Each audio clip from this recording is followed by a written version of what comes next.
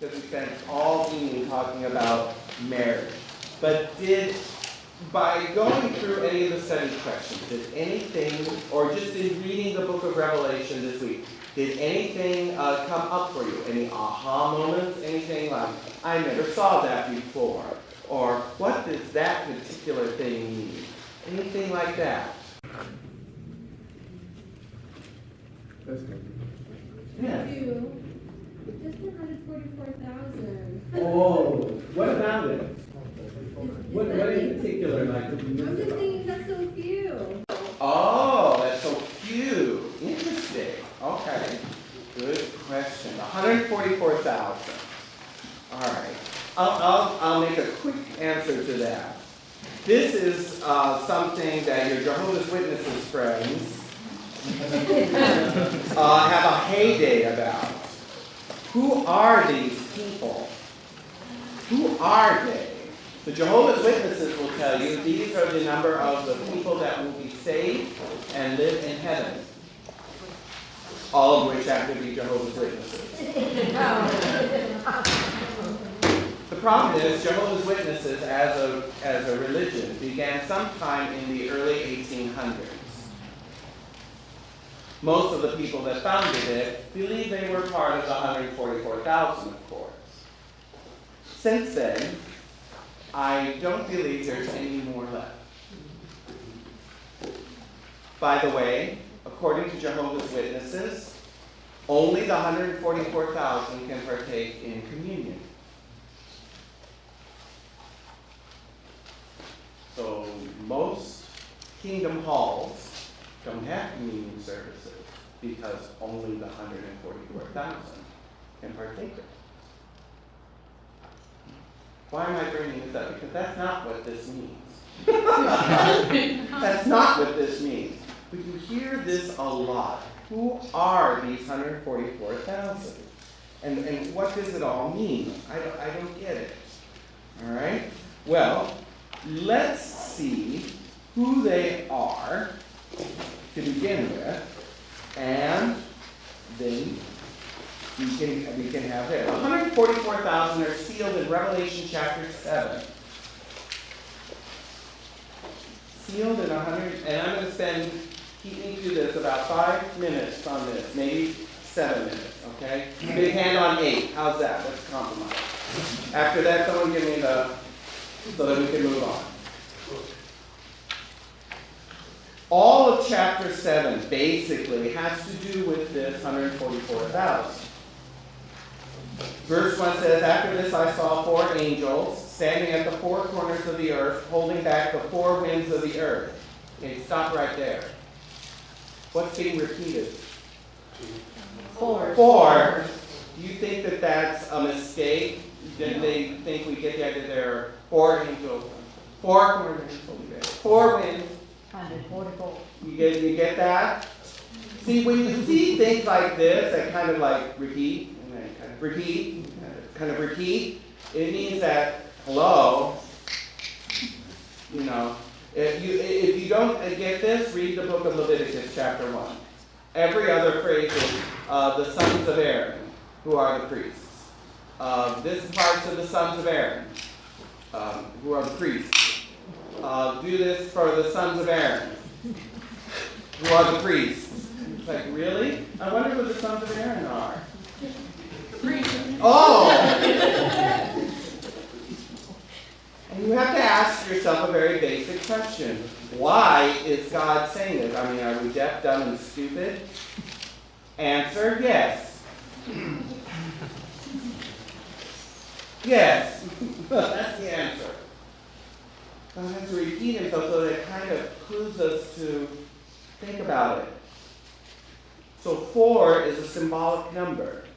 So that's one thing that we've got to clue in on right from the start.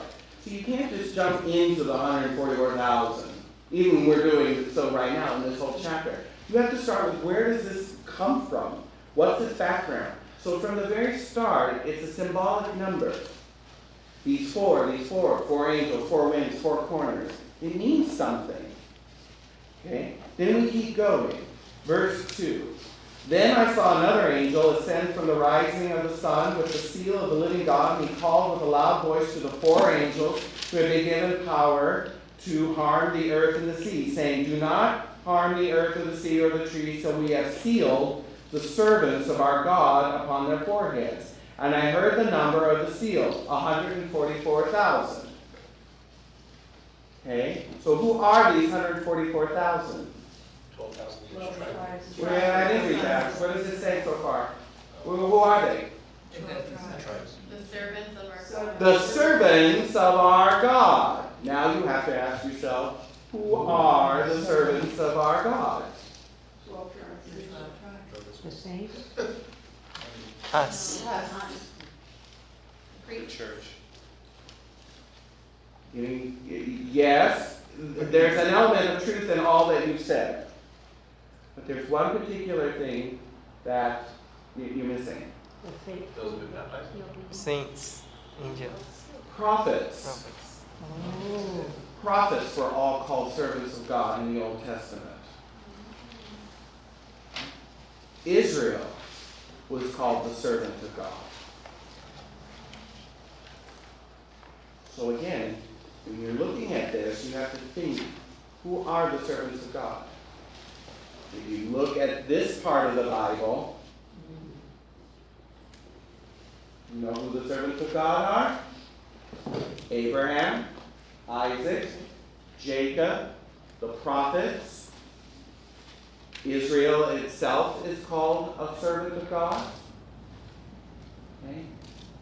And moving forward into the New Testament, the redeemed and the church.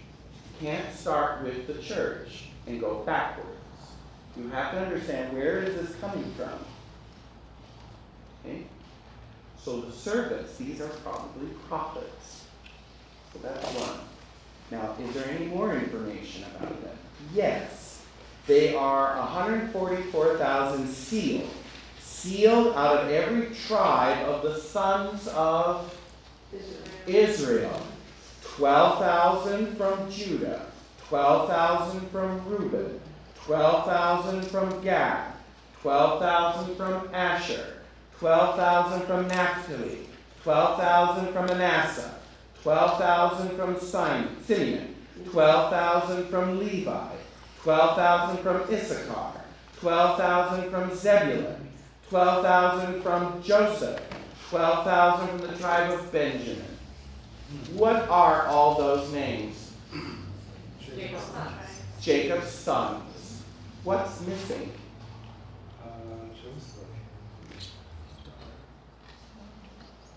If you're a good Jew, something should hit you right on the head. The Father.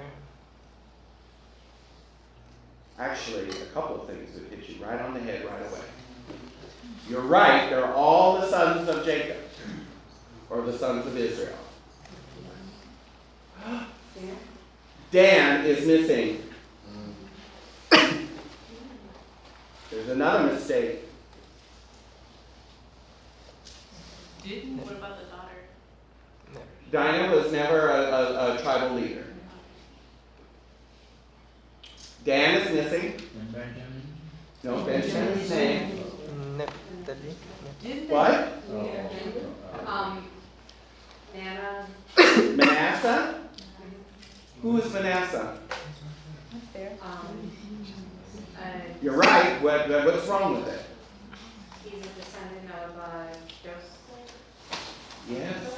So that makes him Israel's grandchild, which is not unusual, but something is missing.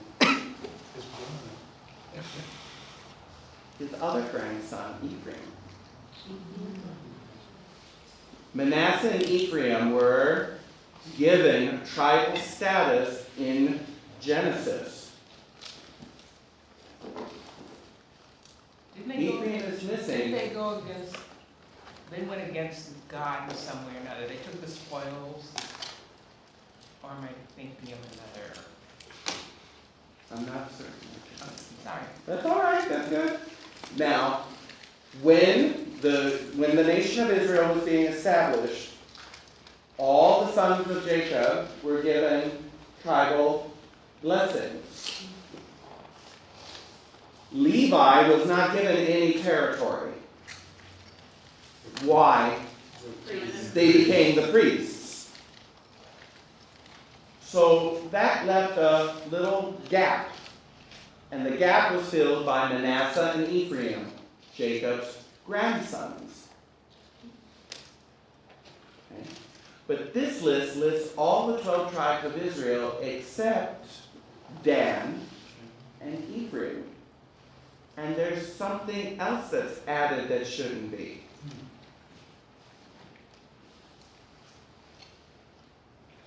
Think of something technicolor. Joseph is named. He never had a tribe. He was never a tribe leader. But he was a son of Israel. He's listed.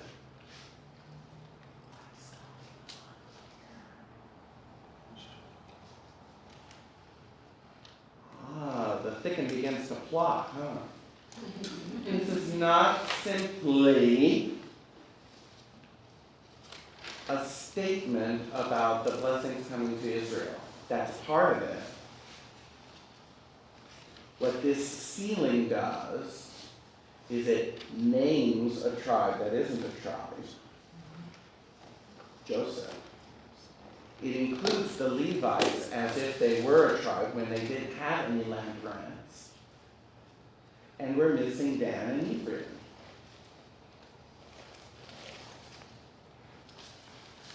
Now, this is just a little side note here. Just put it over here. Some of the early church fathers, some of the earliest church fathers, believed that the Antichrist would be a Jew and that he would come from the tribe of Dan. Why? Because they never received a blessing here. And the tribe of Dan was the first tribe to fall into idolatry after the split between Rehoboam and Jeroboam.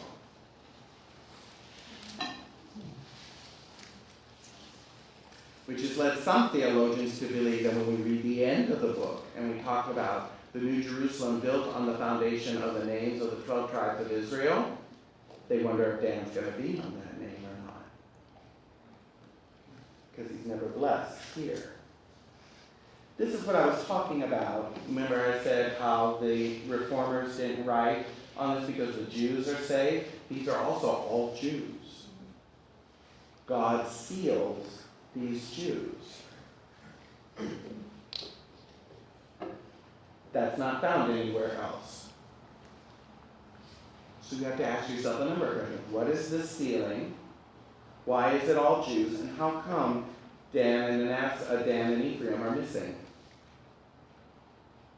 So you have to go back into the story of Israel to find out those answers. Now, as far as the number goes, the number 4 kept hitting us in the head. Remember that? That means it's a symbolic number. What's the other number that keeps hitting us in the head? 12,000. 12,000. What do you think that's doing?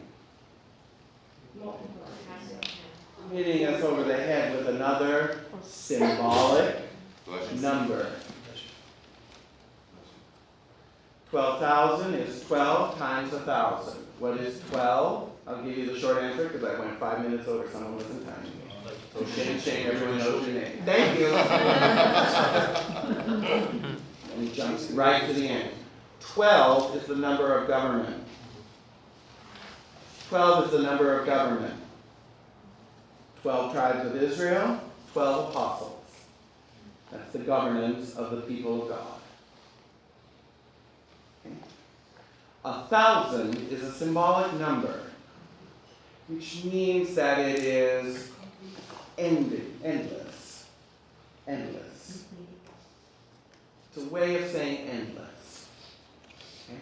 So that's going to be important when we get to the 1,000 years that Jesus rules with his saints at the end of time. Modern Christian fundamentalists, not Pentecostals, well, Pentecostals are modern, evangelicals, that's the word, believe in a literal 1,000-year rule of Christ on earth. They miss the point. It's a symbolic number. It just means endless. So what this means is it's not just 144 and number that are saved. This is a countless number from each of the tribes of Israel that God is redeeming for himself in the end. In the end, God has a certain amount that he has redeemed out of them all. And it's an endless amount. Go figure that out. Alright? So again, you take it too literally and you get into the Jehovah's Witnesses error. And you think, only 144, that's it, you're done. It's more than that. It's got to be more than that. Because God isn't limited to 144 Jews and that's it. That's ridiculous. It just is ridiculous. That kind of thinking is ridiculous. Why? Because God isn't into that kind of numerology. He's trying to say that he's pulling out of every tribe a redeemed group, and he's plucked them out. He sealed them.